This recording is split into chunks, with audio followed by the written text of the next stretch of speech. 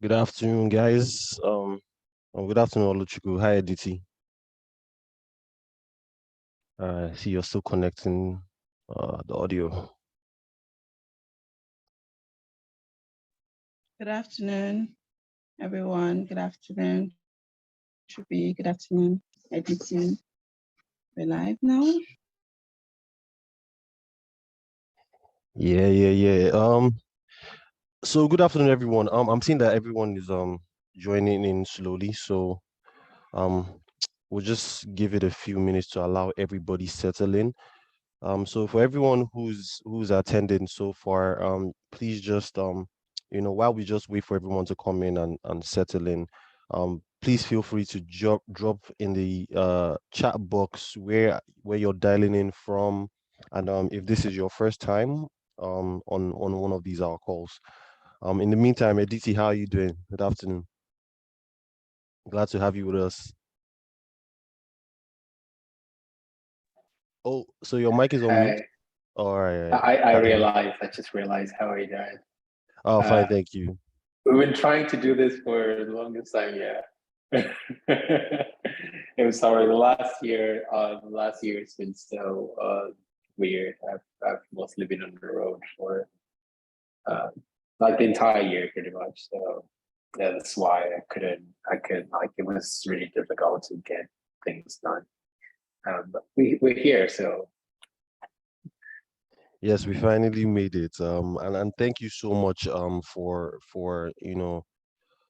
obviously agreeing to like speak with us because apart from like your busy schedule as well, like every time that I reached out, you were always open to making it happen. So yeah, we appreciate you for that.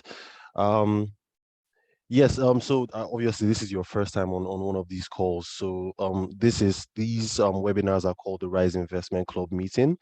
So what we do at these meetings is we try to pick out a topic and kind of go into the topic a little bit with the idea of you know getting something valuable for the audience, something actionable that they can use, just to make their finances, their financial lives, a little bit better. So it's just actionable insights, um, and yeah. So we usually have these calls like during the last Saturdays of every month, and we usually have sometimes we have guests on, sometimes we do in-house, and obviously today you're our honorable guest. So yeah, welcome to this. Yeah, welcome. All right, so it's almost 5 minutes past the hour mark. So yeah, good afternoon, everyone. If you're just joining in, welcome to the Rise Investment Club meeting for the month of August. Today we're going to be speaking on the topic of how to monetize your creativity. And we're joined here by Editi Effiong, who's our guest for this edition. So yes, so Editi, I'm just going to ask you a few questions. And it's just going to be like a chat, right? It's just going to be like easy talk. And it's stuff that you're going to obviously speak from your own perspective, from your own experiences, right? Um, and so everyone in the audience, while we're having these conversations, because these are basically questions that I have curated on your behalf for ADT, but I'm sure as the conversation goes on, you will have your own questions. So if you do have questions while we have this chat, please drop them in the Q&A box, and then we will ask ADT, and he would answer, and we wrap this up on or before 3 p.m. Yes. All right. So, Edisi, let's jump right into it. So, ladies and gentlemen, if first of all, if you don't know who Edisi is, well, he describes himself as a father, a writer, a producer, and a tech bro. I was very happy when I saw the tech bro. But yes, he's a the founder of Anaco, which is a digital agency, and he's also a film producer. Um, Editi, is there any other like type of introduction that you like to give, like like a proper introduction? So let me not speak for you. yeah, I think that what most people don't realize is that I get paid more to help mostly financial services build technology products than anything else.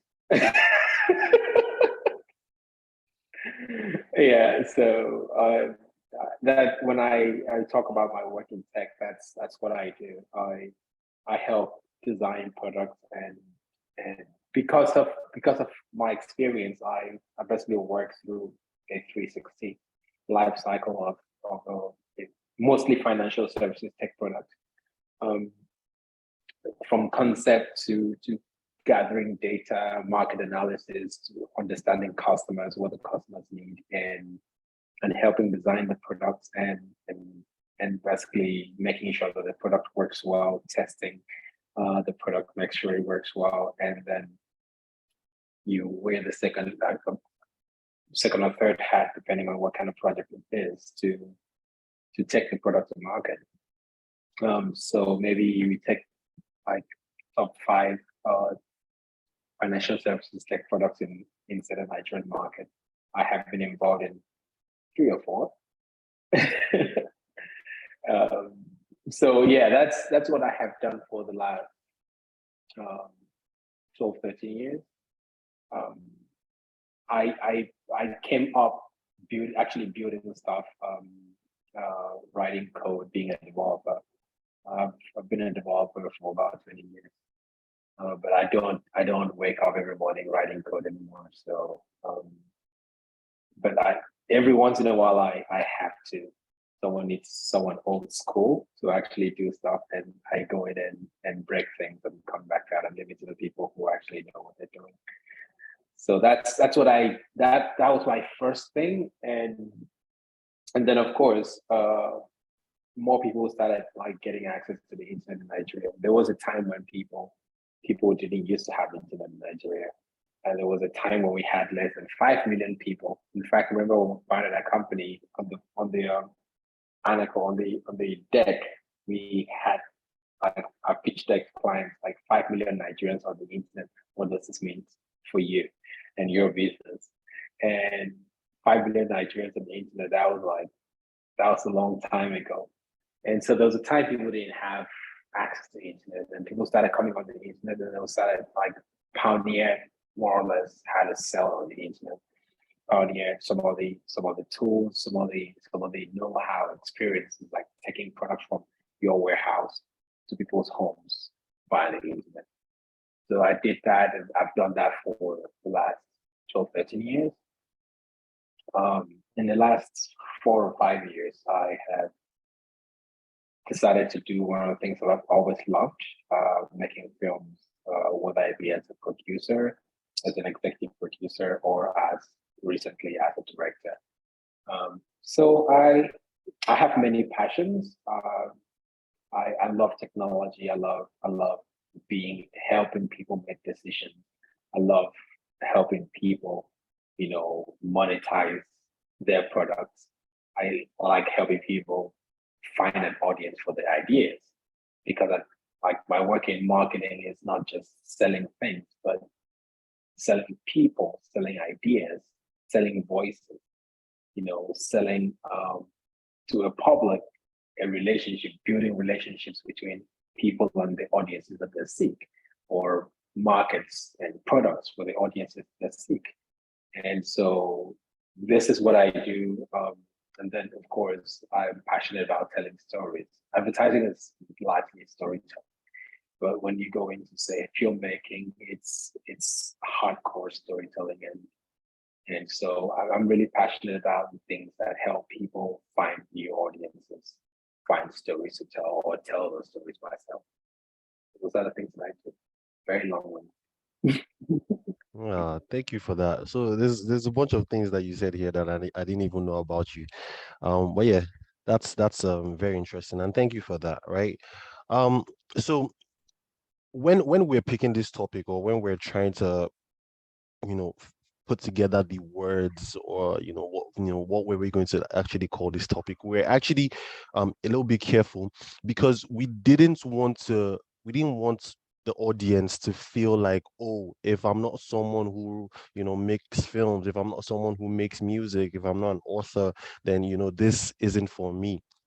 And the reason is, when people think about the word creativity, you usually think along the lines of, literal, arts and stuff like that. But I mean, creativity can also speak to your sense of problem solving, right? And these are the two parts that I really just want to speak to you about. So, um, your work as an entrepreneur, solving problems with Anako, and then also your work as a storyteller with films, right? So let's talk a little bit about Anako, right? So I would like you to walk us through the process, your thought process of um setting up Anako. So, right from the beginning, like what went through your head, because I know this happened early on. I remember you talking about, like, the pitch deck, like, early on, and it seemed like it seemed like it was something very daring to do at that time. So yeah, so just walk us through, like, the thought process. What problems did you notice, or what opportunity did you um feel like was there? What led to you setting up Anaco? Okay, I'm going to flip that a little bit, and I think I want to talk about the concept of start where you started from. What is creativity, or what does it mean to me? Um, for example, I I I think of myself as a creative person, but I didn't grow up a talented person. And so, to answer the question of people thinking, yeah, creativity is, you know, literal arts or literary arts, or say a guy who could draw in school or who can make music. But I did not grow up feeling like I was a talented person. I didn't think so. My brother, my siblings generally could play instruments, a range of musical instruments, um, could create stuff. I couldn't do any of those things. Like, I was in a house full of talented people, and I couldn't do any of the things that they could do. I still cannot play any instruments, but I make music. What did I do? I think eventually my brother would build this drum sets, and actually like full drum sets with mechanical pedals. And once he leaves, I'll come and play it. And then I moved from playing it to actually, reverse engineering, and started making my own drum sets. Or I would watch a guy on TV make bust and pottery, and I would go learn how to make pottery and make bust myself. Spend hours just making bust. Or I would just listen to play keyboard and listen to the pitches, and I can play an entire song. I would just by just listening.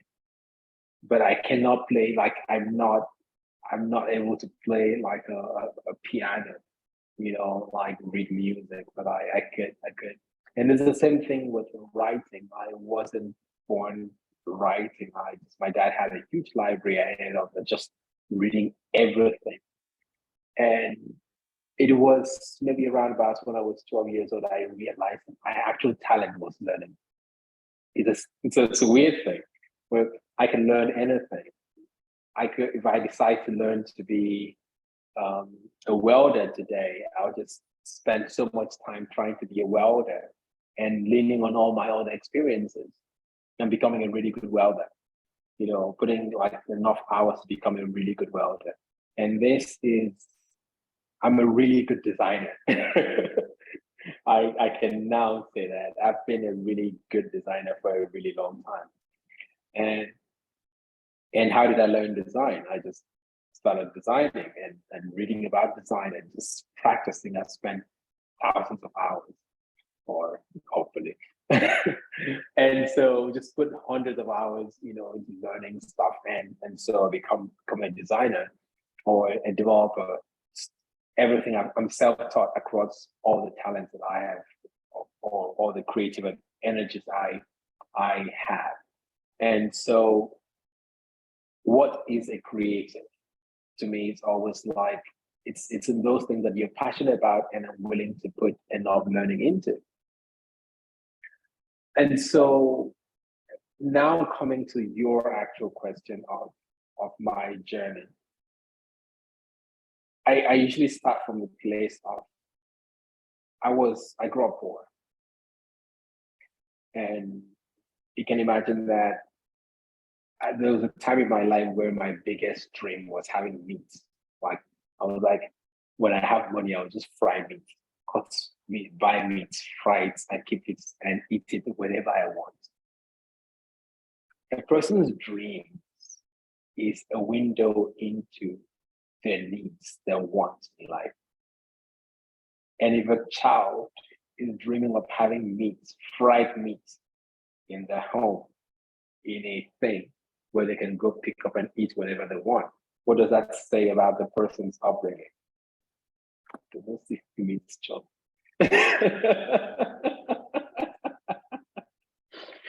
And so I grew up, like, my dad was a teacher.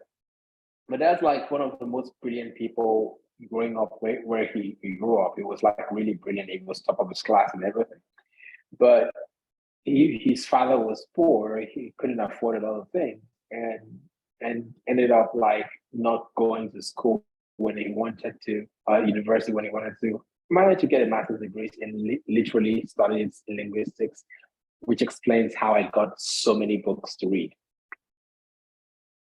But he never became wealthy versus, say, the people he grew up with, people who went to school at the same time. Remember, this was the 70s, 80s, where you graduate, they give you a job. But he could only become a teacher, and which also meant that the moment my dad saw me spending hours and hours reading literature, he was like not having any of it. He was like, nah, engineering, which is why I went to a pure science school. And I'm a scientist as much as I'm an artist, because I never studied the arts for one day of my life, never, not once. And so you come from there where, like, my dad was very certain that none of his children is going to be involved in the arts. They're all going to be science majors, they're going to be engineers, doctors. You know the drill. I mean, what can you be as a Nigerian kid if not doctor, lawyer, engineer, or a failure? And so I chose the path of failure, obviously, but not before trying to be an engineer and studying my degrees in environmental science. I grew up in the oil industry, and the reckoning for environmental pollution was coming, and it sounds like that's where the money is probably going to be. You're going to be collecting, oil spill money and all that stuff. I want to study that. But midway through, I learned to program. And I remember that my final year project in university was designing an oil spill management software. Actually designed that and wrote the project. And none of the lecturers in my school could actually supervise that project, but I had a plan for it. Because I grew up in the oil industry at this time. So poverty has left us small.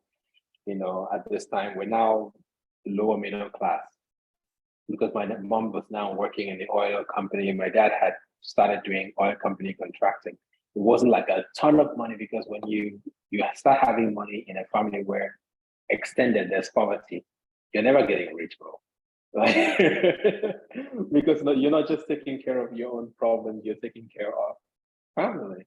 And so I got the oil company guys to supervise my projects, and they would tell my lecturers how I'm doing, and then I'll arrange for my lecturer to go to the facility at QIT, Bible Terminal, Ibuna. And so they were very excited. I scored 2 A's in my final year project, like first semester, second semester, because it was really awesome what I was doing. But then I went in the practical of it to study how oil spills are responded to in the oil industry. I ended up just programming a fire alarm, because in the oil industry, you do a thing and you make it work so well, and then you train on it. So it would have taken me 10 years to build this entire software. And I was like,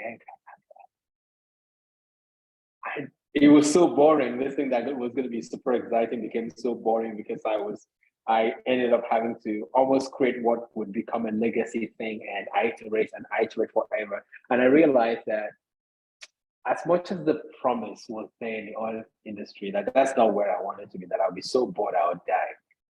There was a job waiting for me.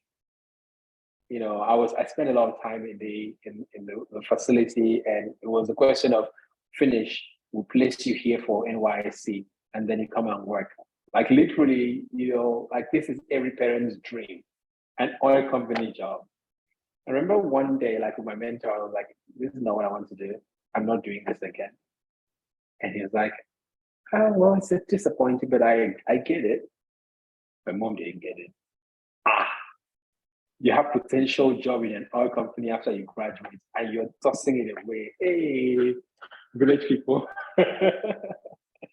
But so you see, I think in this short version of this thing, there's where I think I skipped where I learned to use a computer by myself and learn to design by myself. Okay, so I did not exactly skip, but the progression was that I mean I saw the computer for the first time around when I was 15 or 16, like touch one, and then between then and 17, I was building a website, for myself to advertise for people to build websites. Immediately, I could figure out how to build a website. I was already marketing it. Like, guys, like, if you want a website, come pay me. And I found people who were silly enough to pay me to build websites on free servers. And this is before I even knew what HTML was. I didn't know what HTML was. I just knew that, like, guy, if you put this, what you see is what you get, you build a website. And it was information there that other people didn't have. Information is power. Now, there was no Google because not everybody had access to internet at home. So, like, no one wants to spend their browsing money to Google. No, you spend browsing money to chat, do Yahoo Messenger, email your babe or whatever, but not be Googling things anyhow. The people who Google things are people who wanted to know things. And once I knew this thing, I was charging $100 at the time, equivalent to $100. I remember I got paid $100 for the first website job I did. I blew the entire money. I bought a pair of sneakers. I was 17. I bought a pair of Nike Air Max blue. It was awesome. I was motivated by money, Abby. Remember, I was motivated by being able to have meat in a thing to eat. But then the moment I hit like $100 doing this one thing that I was doing, I bought sneakers. Meat was no longer my priority.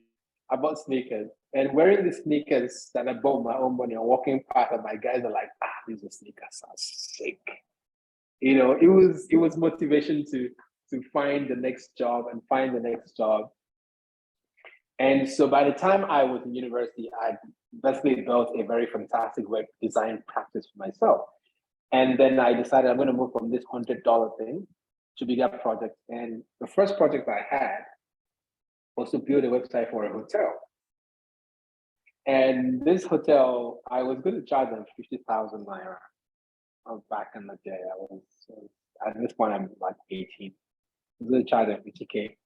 But then when I walked into the guy's office, the GM of, not the GM, the founder of the hotel, it's the biggest office I've ever been in. I was like, nah, this is not a fly.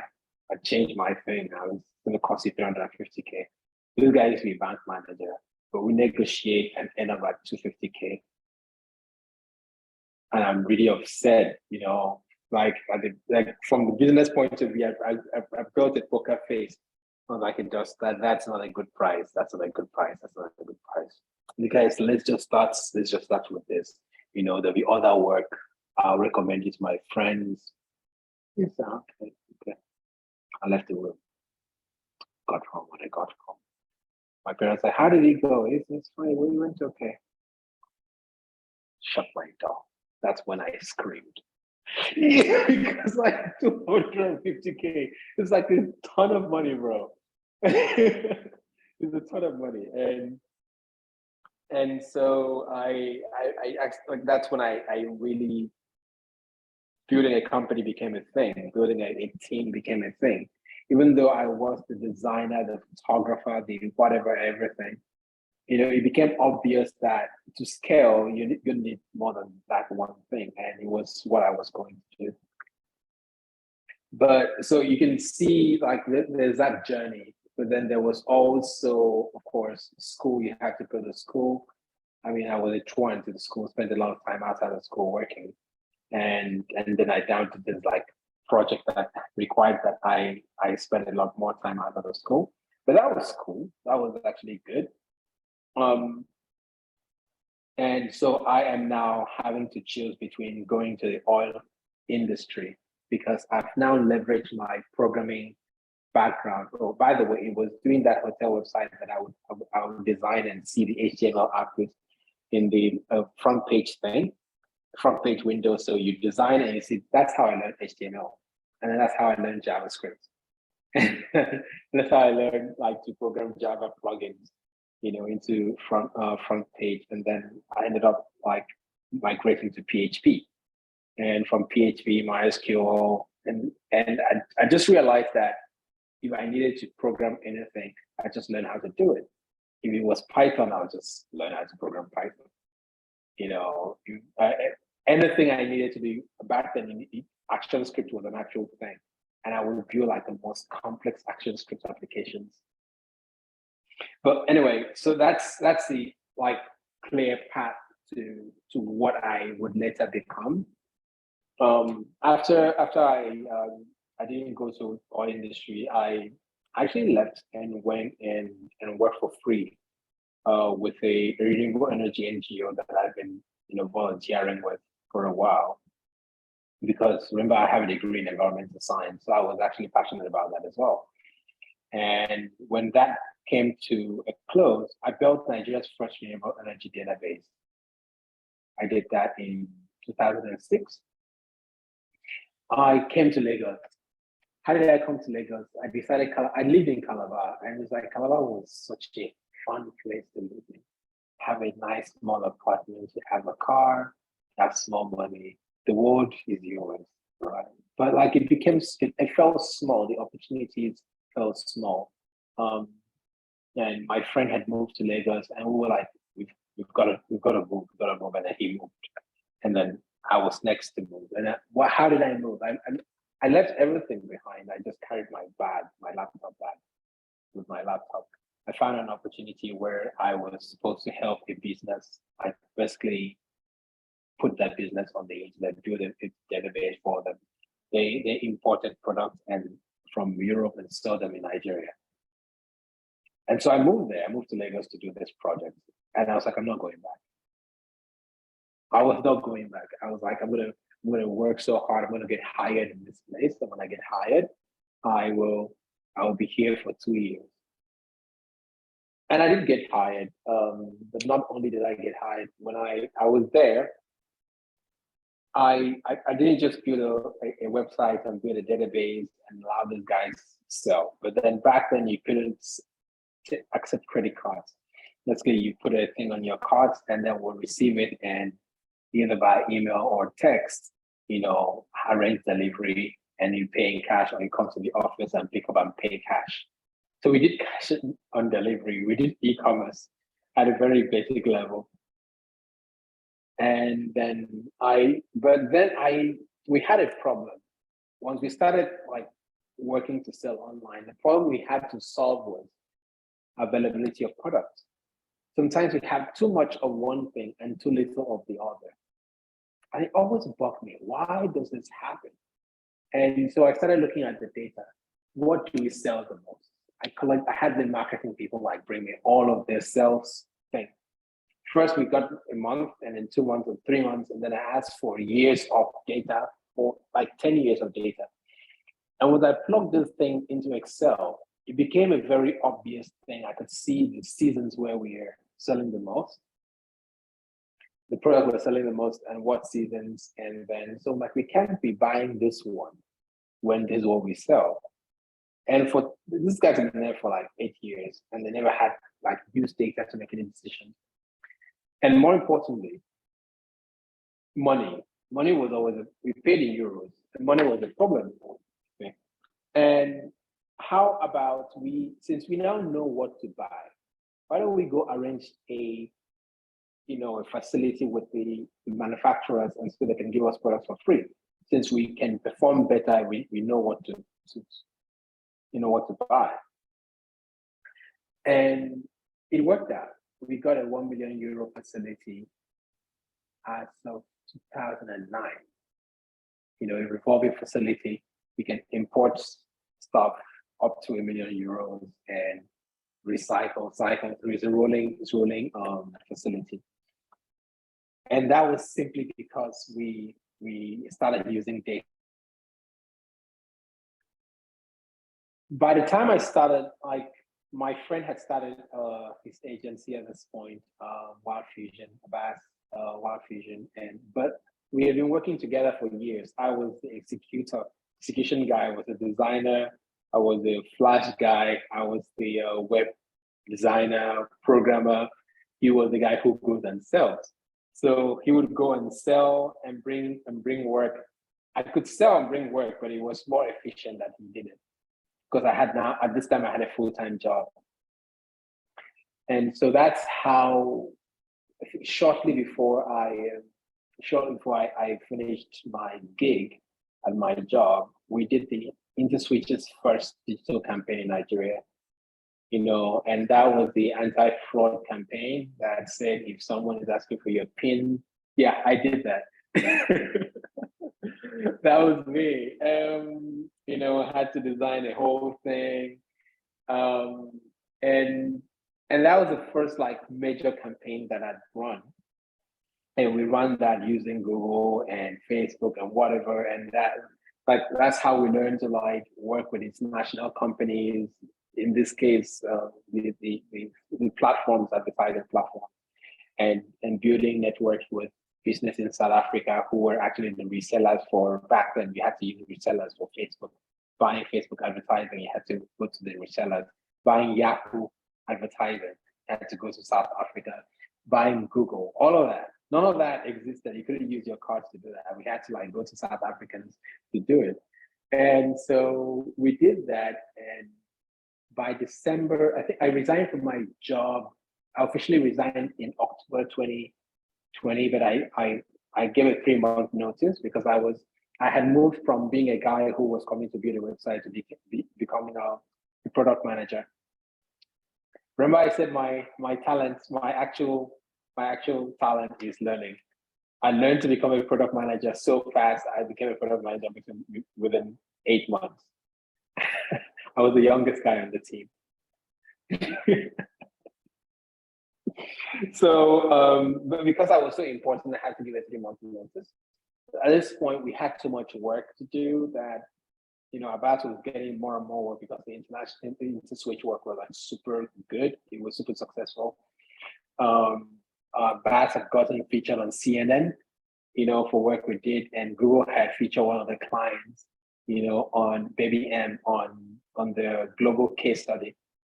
So, however small, this market was pretty small, but we made some very impactful bets, and some of the work we did was super impactful. So when I left on the 31st of December. I just packed my little box, talked to the team, and on the 2nd of January 2021, 2011, Anaco was founded. And the idea was, we've done work with these big companies, Dangote, the InterSwitches. I wanted to work with small, take all that knowledge and help small businesses grow. I wanted to scale small businesses. Until 3 months in, you realize that you spend as much time, because the kind of person I am, you spend as much time that you do on small businesses than as you do on Dangote, as you do on InterSwitch. I'm not going to leave it until it's perfect. And perfection requires that you do everything as well. And so small businesses don't pay as well. And Lagos is expensive. So we started going in recruiting bigger clients. But that is the journey, I guess, from being a child who learned to learn to starting my own agency. It wasn't a straightforward journey. So kind of compressed it. Wow, thank you so much. So that's a lot, right? That's a lot. So I had a few questions to ask you, but you kind of answered all those questions in um this in-depth story that you basically just told us now, and I'm grateful for that. Um I think everyone listening really that's a lot to pick up from everything that you said. I think one of the most interesting parts for me is the fact that um you said you realized that your talent, or your gift was, the ability to learn, self-learning. I think that's very important to state. I think that's also like highly impressive. Um, but yes, for the sake of time, right? So I dropped this in the chat box. So everyone who's here, if you have a question for Editi, please just drop them in the Q&A section. I can see one really good question already that I'm going to read out. But before that, Editi, I want us to talk a little bit about so you've spoken a lot about your journey as, like a tech bro, let's call it that. uh, let's call it that. So let's talk about like your transition into filmmaking now. And one of the questions I wanted to ask you was, how you discovered and honed your creative skills. But I think you kind of already answered that, right? So I guess the next question I want to ask you now is, um when you do storytelling through your filmmaking, how do you how do you position yourself? How do you make your storytelling unique? How do you make your creative output unique? And um what is unique about your storytelling, and how do you position yourself, and market yourself That's a lot of questions, to bro. sell that? That's a lot of questions. Okay, so I want to say that like two things that influenced my becoming a storyteller ultimately. My dad's library. I will forever be grateful. And then of course after my dad's library, I lived in a small town called Ekit, but back then there was a public library and was set up by the government back then, the Cross River government. Like it's been there for years, and then mobile, now it's a mobile. Um, Upgraded it, brought books like books. I remember the best book I read was the Wright brothers and how they invented the airplane, and went through the entire process of the invention of the airplane. And so I met the best paper planes because I studied Otto Lilienthal's design, and that's a design that actually the ultimately the Wright brothers plane was based on. He also used to make all these gliders and huge gliders, and we would glide. You know what parasailing is now. But this little parasailing is a huge. Think of Icarus. What Icarus was trying to do back then, or Michelangelo. Michelangelo wasn't just an artist. He created some of the first flying machines in the world. Michelangelo, yeah. And so Ottolino like leaned on Michelangelo's designs, and the Wright brothers leaned on Otto's like designs. And Sweet Family Robinson Adventures. And even though I was like, it's a small town, we're like, low key, just above poverty, but I had traveled far and wide into the world. I traveled to the depths of the sea, Marina Strange. I've gone to space. I've done all of these things. I taught myself to play chess from reading an encyclopedia. And in about 6 months' time, I was in the Africa Juniors. Yeah, I came forth. Like these are the things. Like I read so much. I read so much as a child growing up. That's one. And then in university, second year of university, actually first year, sorry. There's this girl I really liked, and she was joining a dance club, and she took me to the first concert I've ever been to, a dance concert by Spirits of David. I didn't join the first time. I was busy doing other things. Second year, I joined the Spirits of David. And obviously choreography and all that stuff. But I think a year in, I realized that I was more interested in making spectacle, creating the spectacle of the dance rather than the dance itself. Maybe, yeah.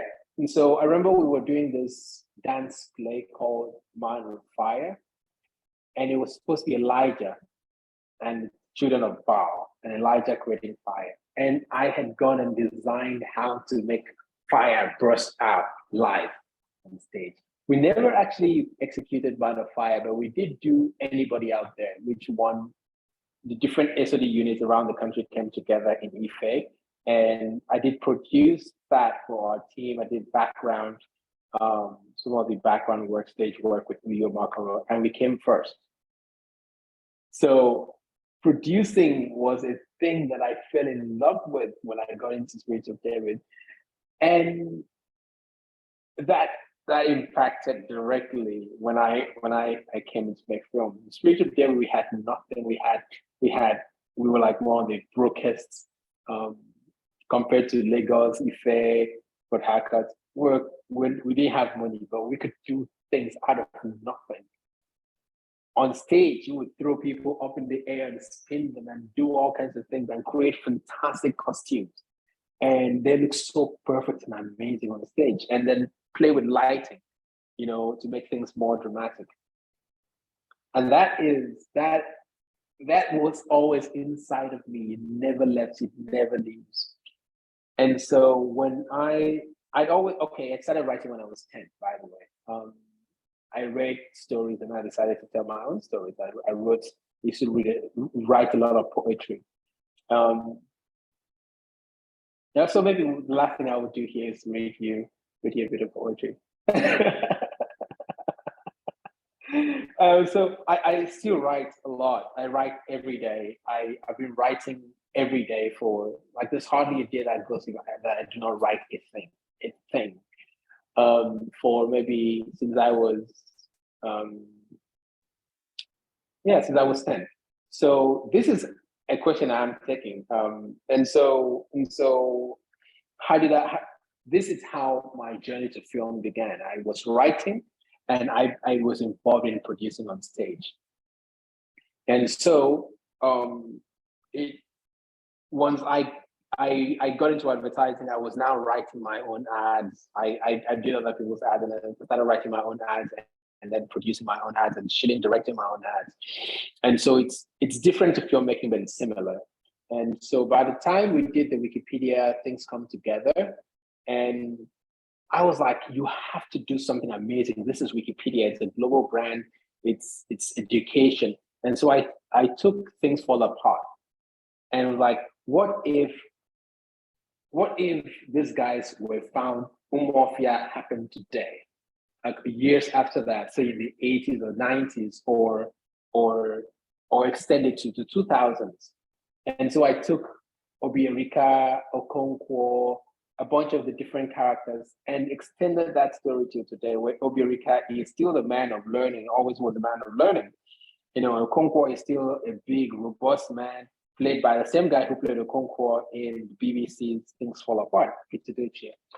And so we just got the old Things Fall Apart crew together and shot Things Come Together for Wikipedia, which is still one of the most successful campaigns I have ever done. And then, of course, did the other one with Emanuela. And after that, I did an ad for Access Bank that was shot in Makoko, and it's still one of, I think it's Access Bank's most successful ad till today.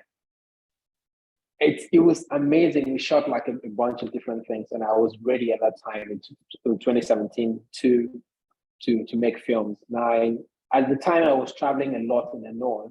I wanted to do a national tour after the 2015 elections. I felt really sad how divided Nigeria was. And I was like, I'm going to have to try to understand the country. So I took a tour. I ended up spending most of that tour in northern Nigeria because, like, this is the most misunderstood part of Nigeria. Education is terrible. Poverty is rife and all this stuff. And so how do I understand a region more than what I see in the news? So I started journeying through the north mostly. And it was in the middle of Zamfara in Zamfara, where a woman gave us water and invited us to eat food. She was really poor, but we asked for water. She gave us the water and asked us to come and eat. I knew that was all she had. That's when I decided to write a film that became Up North, about a young, rich kid from the South coming to do NYC and all, falling in love with the North. That is the thing, but I didn't know how to make films. I just started writing an outline. I ended up writing like pages and pages of outline of what the film would be. And then met Nas, and the rest is history. So that's how the filmmaking journey started. Before I answer all the questions that we do have, and I'm super excited to do this, I think that I want to run through a small list of the things that I think are important in monetizing. You give me 2 minutes to do that, would you? Do you mind? Yes. Please do. We have about what 10 minutes to run through the whole thing. So please, Okay. go for it. Okay. So I think one of the first things you realize with every endeavor I've had, whether it be programming, whether it be design and stuff, I've built platforms, built companies around them.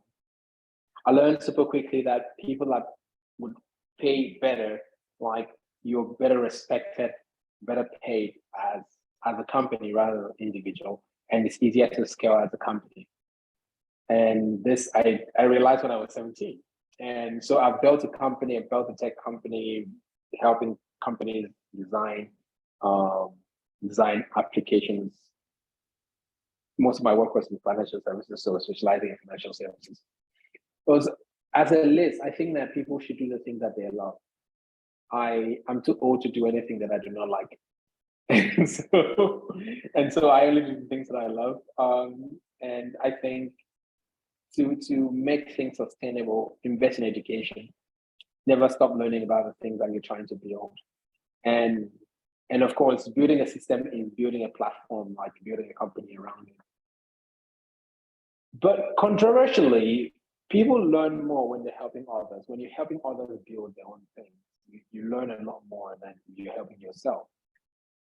And it's also the best way to show your creativity without the pressure of yourself, without pressure. And community, invest in community, be a part of a community.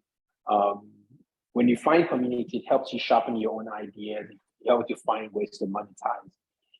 And most importantly, and the thing I've learned and I keep learning, especially in film, work with people who are smarter than you.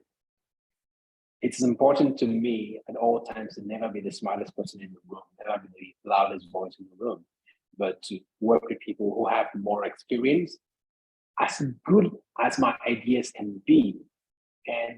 And I have good ideas, I think. My ideas form whole. I see visually, so I form things whole. The actual nuts and bolts of making a thing from an idea to a thing that is tangible, is seen, consumed, it takes so much. It takes logistics, it takes money, it takes investment, it takes someone just refusing to give up and keep going. And so it's important to work with passionate, smart people who have shared passion, people who are really smart, to take away some of the burden, because if you don't, you're gonna burn out. And so that, for me, that's my small list of stuff to watch out for in monetizing your ideas, or things that help monetize ideas better. And question. Thank you so much. That was mad insightful. Honestly speaking, this is one of my best conversations like so far. Like with these investment club meetings, this is really one of the best. Um, so let's take questions real quick. Hey Effiong, wonderful session thus far. I'm sure you get all the meat and sneakers you want these days. I do. I'm sure he does too. So my question is, as someone who never really saw themselves as traditionally creative or talented, how do you overcome that initial imposter syndrome when going into creative ventures such as maybe film and music? They have a second question, but I'll stop for you to answer that one first. So their question is how for someone who doesn't see themselves as a traditional creative, how do you overcome that initial imposter syndrome when going into creative ventures? I think the advantage I've had is that I've traveled a whole lot inside of my head. And so I can see the things I'm trying to create. Every day I wake up and I don't feel like I'm the guy I think I am every day. So it really never leaves you. But I think for me is one thing I'm very confident about. You can't outwork me.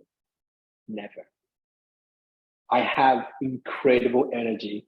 And once I put my hand on the plow, you can't out energy me. I'd walk, I'd run, I'd walk, I'd box, I'd beat anyone in order to make this thing happen. And so I think my second most important talent is I never give up.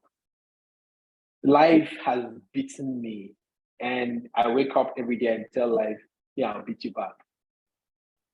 Right. And so that's the thing. Like, it doesn't matter if I woke up and like, I feel like an imposter. I felt like that while I was making the Black Book. One day in Kaduna, I was going to die.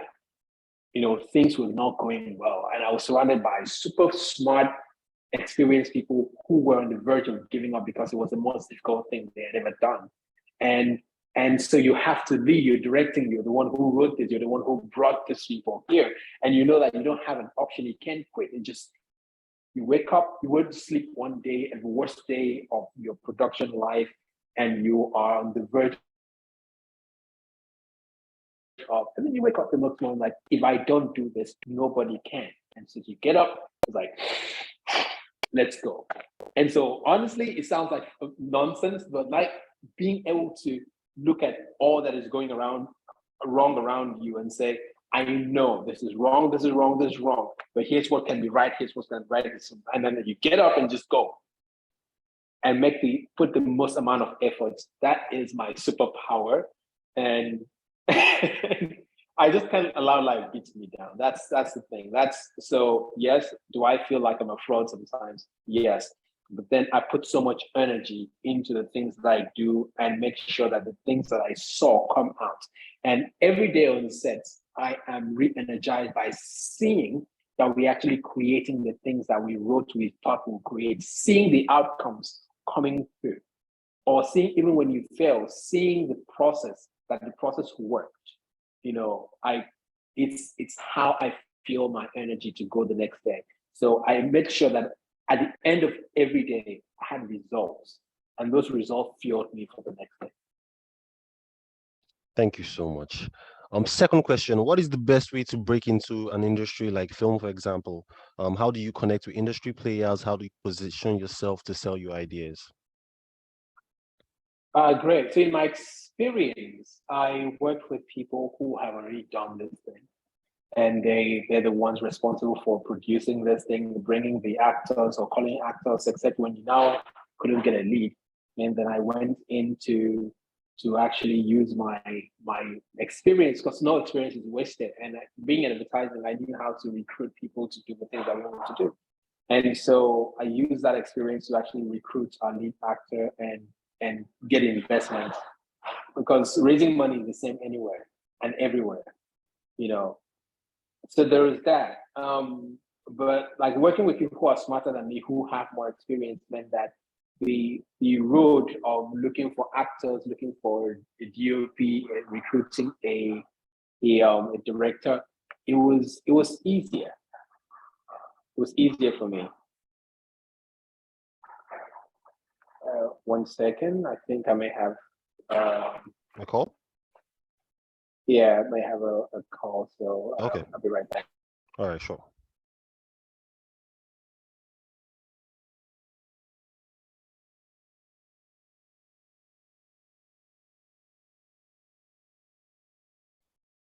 Hi, Oluchuka, are you still there? Oh, yes, I am. Great conversation, right? Really, really insightful. I'm like, oh my gosh. So I really picked a lot of things, from really learning to read well, really learning to chase your goal, joining communities, making sure that the way you said you have to build a company, it means you have to always package. If you want to sell Yes. anything, make sure that you are well packaged. Okay, he's back now. Let me go off. Yeah, I'm back. Yes. Okay. So next question.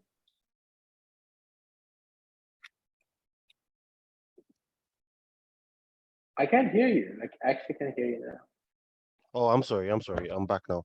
So someone is basically asking for resources. Like, can you recommend a book? Can you recommend an online course? Because they want to learn about, everything, on the back end of creative ventures, from funding to marketing. So is there one resource or, something that you could recommend? I'm going to tell you what I tell the people I work with. Ask a stupid question on Google, a minimum of one stupid question every day.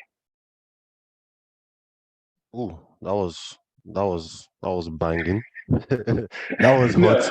No, ask A a stupid minimum of question. one stupid Stupid question question every every day. day on Google. Means, how do I do this thing Mm-hmm. Mm-hmm. on Google? Mm-hmm. I do it every day. I still do it till today. And you think like people who are like brilliant programmers are brilliant. No, they use Stack Overflow. I was using Stack Overflow since before it was Stack Overflow, learning things from there. Like typing the most stupid queries into Google in this case. So I generally do not, because like the sources of knowledge are so wide and varied, and you can never tell where one of the things will come in useful. Like the Wright brothers, like sparked my like creating things, building things tangibly, for me, and that grit. It taught me grit, because these guys were very like guys who didn't like appearances, and the sister was the one managing their public appearances and stuff and running a business. But like they failed so many times and just bloody refusing to give up.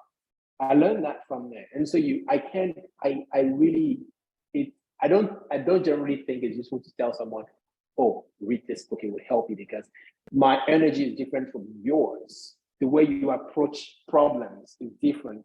I solve problems super easily because I've built a lifetime of knowledge and stuff.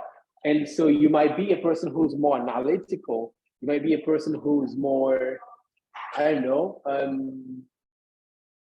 So we have people coming into work, so I have to be gone soon.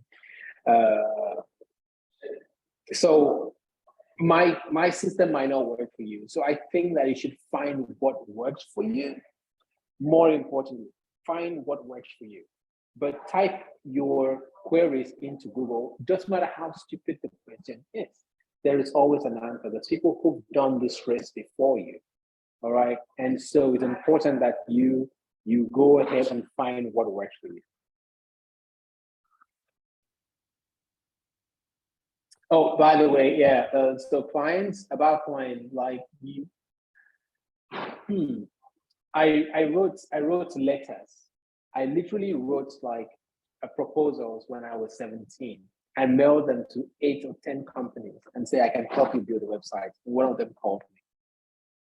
That's how I got my big break. Literally, that's how I got my big break. And in today's world, offer to help people solve the problems that they have. When people have a problem and you solve problems, then that's how to get a client. And so solve problems that people have, help people solve problems. Even if you solve them for free when you're starting out, it helps you build a network. All right. So The guy wants to get in touch with me. I'm on Twitter, I'm on Instagram. It's always the same thing, Editi Effiong. yeah, that's You exactly contacted me on Twitter, right? Yes, I You did. contacted me on Twitter. So literally Yeah. just shoot him a DM, and one thing about him, I would say he's responsive, right? This is responsive. Every time I shot you a message, you always replied, and that doesn't always happen. So you know, you know, Ooh. it doesn't always happen. Yeah. So I yes, found opportunity by responding to email. Sorry, DM. yeah. DM, yeah. Literally, yeah. So Yes. So shoot your shots, people. Send DMs, write letters, send emails, just put yourself out there. There's a lot that and it's 3 p.m. So I'm going to let you go now. We're just going to wrap this up. Um, we didn't get a lot of questions today, and There is actually I one question about transitioning careers. yeah. Do you want to take that one quickly? It's because you said Yeah, we had real to. quick. Okay. So I think that for me, I always, because I've transitioned careers a lot of times, and I think that every experience you had in your old career would help you in your new career. Never think that, even if it's like a complete opposite, never think that like the fundamentals of hard work, learning, and giving more than anyone on your team never fail, irrespective of where you go. All right. And so take all the experience. If you learn how to lead people, that can work in your new career. And so always lean on the experiences you had before. But like it also means that you have to spend a lot of time learning and studying and speaking to people and networking with people in your new project, in your new industry. Do that, and before you know what, it takes about 6 weeks to get comfortable in your new career. Thank There you. you have it. There you have it. Well, Editi, thank you so much for this. I'm going to let you go now because we're, past the hour mark. But I do want to say, like, an honest thank you. I want to say thank you to everyone who attended. I was saying that like we usually have way more questions, but I think the reason why we didn't get a lot of questions is because you gave so much. I basically asked one question and then you gave a very very in-depth Long-winded. yeah, no, but that was valuable because it gives like a lot of context to to the points that we're trying to make here, and the lessons that we're trying to pick up from your experience. So I'm really really grateful for that. You really gave a lot. So thank you so much for that. Thank you so much for everyone who joined this, and we're going to find a way to, this is recorded, so we're going to like share this with everyone who was here and everyone who couldn't make it but registered, but also just find a way to really take out because you gave out so many valuable gems here, right? So take out all of these things as lessons and just share them so that people can learn from you. So yeah, thank you so much. I won't take any Thank more you very much. your time. Thank you. Thank you for speaking to us. Cheers Thanks for guys. having me. Yeah, thank you so much. Enjoy the rest of your day, DT. Cheers, Thank guys. you. Have fun. Bye. Bye.